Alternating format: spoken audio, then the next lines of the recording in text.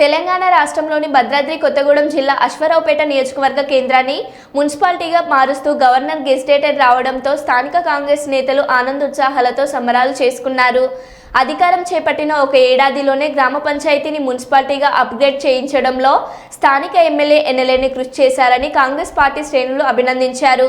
ఉమ్మడి ఖమ్మం జిల్లా మంత్రులు ముఖ్యమంత్రి రేవంత్ రెడ్డి సహా ఎమ్మెల్యే చిత్రపటానికి పాలాభిషేకం చేసి కాంగ్రెస్ నాయకులు అనంతరం టపాసులు పేల్చి స్వీట్స్ పంచుకున్నారు. ఈ కార్యక్రమంలో స్థానిక నేతలతో సహా జిల్లా స్థాయి నాయకులు పాల్గొన్నారు.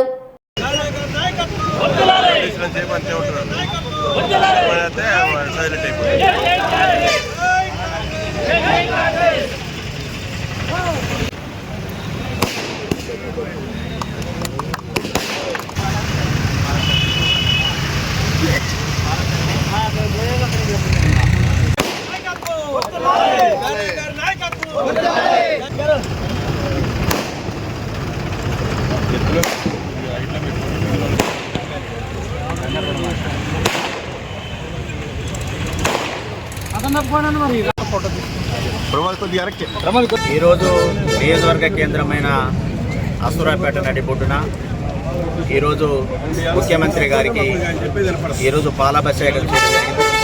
దీని ప్రధాన ఉద్దేశం ఈరోజు గవర్నర్ గారి యొక్క గెజిట్ ఆమోదం ప్రకారంగా ఈరోజు ఇది పూర్తి స్థాయిలో